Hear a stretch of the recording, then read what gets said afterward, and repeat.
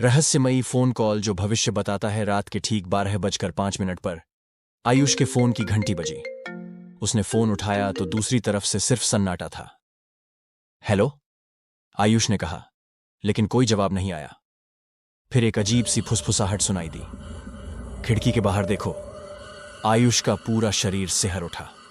वह घबराते हुए खिड़की की ओर बढ़ा और पर्दा हटाया, लेकिन बाहर कुछ भी नहीं था, बस घना अंधेरा। फोन कट चुका था। यह पहली बार नहीं था। पिछले 3 दिनों से उसे रोज ठीक 12:05 पर यही अनजान कॉल आ रहा था। लेकिन सबसे अजीब बात यह थी कि जब वह उस नंबर को वापस कॉल करने की कोशिश करता तो स्क्रीन पर नंबर मौजूद नहीं है लिखा आता। अगली रात फिर से फोन बजा। इस बार आवाज पहले से ज्यादा साफ थी। कल दोपहर 3 बजे तुम्हें एक बड़ा नुकसान होगा। आयुष का दिल जोर से धड़कने लगा। उसे समझ नहीं आया कि यह मजाक है या कोई सच में उसे डराने की कोशिश कर रहा है। अगले दिन दोपहर 3 बजे वह अपने ऑफिस में काम कर रहा था। तभी उसके बॉस का फोन आया। आयुष, तुम्हारी नौकरी खतरे में है। कंपनी में छटनी हो रही है और तुम्हारा नाम भी लिस्ट में है। आयुष के हाथ से फोन गिर पड़ा। वह भविष्यवाणी सच हो गई थी। अब आयुष को यकीन हो गया था कि यह कोई साधारण फोन कॉल नहीं था। यह कोई अनजान ताकत थी जो भविष्य की घटनाओं की चेतावनी दे रही थी। रात के 12:05 पर फिर से फोन बजा। इस बार आवाज और भी डरावनी थी।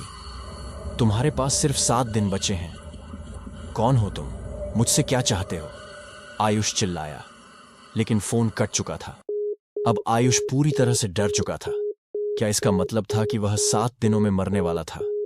आयुष ने अपने दोस्त रोहन से मदद मांगी, जो एक साइबर एक्सपर्ट था। रोहन ने फोन के कॉल लॉग की जांच की, लेकिन वह चौंक गया। आयुष, तुम्हारे फोन पर जो कॉल आ रहे हैं वे किसी भी नेटवर्क के रिकॉर्ड में मौजूद नहीं हैं। क्या मतलब? ये कॉल इस दुनिया से नहीं आ रहे। अब आयुष की चिंता बढ़ने लगी। आखिरी दिन आ चुका था। आयुष पूरी रात जागता रहा, हर पल डरते हुए कि कुछ बुरा होने वाला है। रात के ठीक 12:05 पर फिर से फोन बजा। इस बार आवाज बहुत साफ थी। नीचे मत जाना, वरना तुम बच नहीं पाओगे। आयुष ने घबराकर दरवाजा बंद कर लिया और कमरे में छुप गया। लेकिन तभी दरवाजे पर जोर से दस्तक हुई। धड़ धड़ धड़ आयुष की सांसें तेज हो गईं। बाहर कौन था? कुछ देर बाद दस्तक बंद हो गई। आयुष ने हिम्मत जुटाकर दरवाजा खोला। बाहर कोई नहीं था। वह राहत की सांस ही ले रहा था कि अचानक बिजली गुल हो गई।